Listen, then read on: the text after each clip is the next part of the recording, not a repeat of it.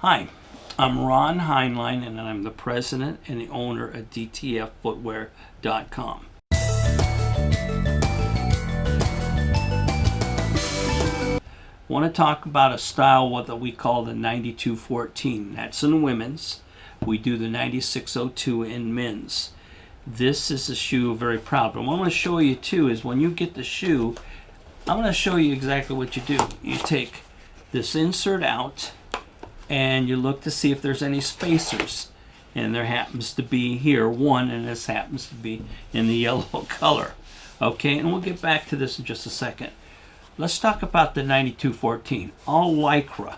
That's a stretch material, and you'll be able to see when I put my finger in there how your toes, if you got hammer toes or claw toes, or you got bunions, this is a great shoe for you. It's only 7 ounces. It's all leather lined, so it has the absorbent factor, it has the breathability, and that's what's nice. And leather line makes it a little bit a lighter type of shoe. From there, adjustability here, and it's got the higher toe box. It's got the 4-ply counter. It has a 3-to-1 combination last. That means that the heel is 3 times narrower than the ball width, and that's the natural construction of your foot, so you get a better grip in the heel. From there, you have an extension on the bottoms.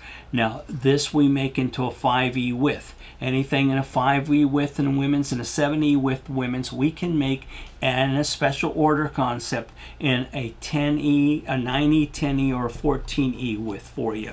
And I'll explain that. You go to special order, you'll see the video, and I'll explain how that is handled.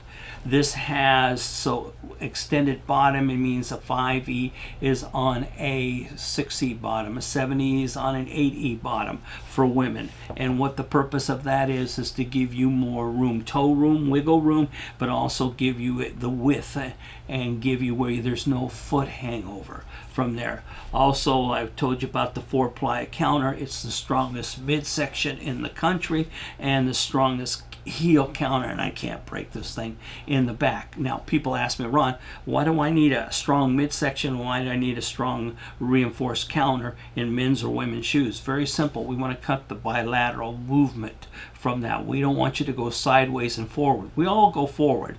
We all have 4 flex in our shoe and we move forward, but you also, in a conventional comfort shoe and a conventional athletic shoe, you're going to have movement both ways. There's no way of preventing it because their midsection and their counter is not strong enough to hold it. And what you do is, if you walk 2 miles, you basically, in a conventional shoe or a comfort shoe, you put in almost 2 miles or double the amount of wear. So it's 4 miles of wear and tear. And I know the older we get, and I'm no young pup, I feel aches and pains, and additional wear and tear on my body is not the most pleasant thing in the world. We cut that out. You walk 2 miles in this deal, or you're on the shoe and you average 2 miles of working around your office or whatever you're doing, you're putting 2 miles, and that's it.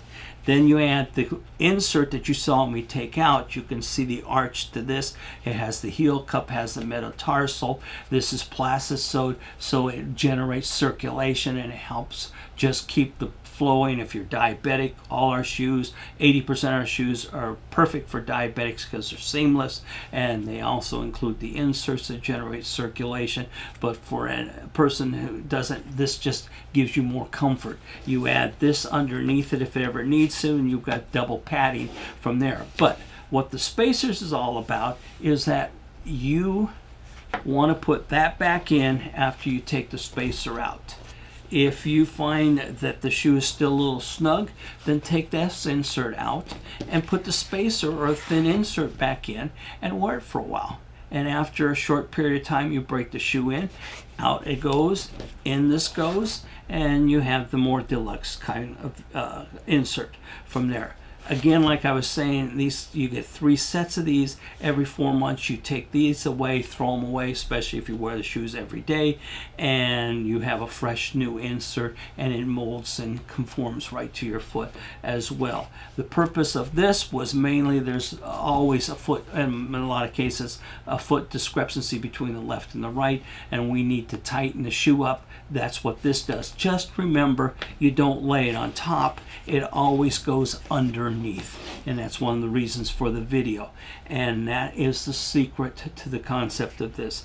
And you know, that's, I wanted you to really understand the lightweight concept, the flexibility to this, and especially if you have hammer toes or bunions.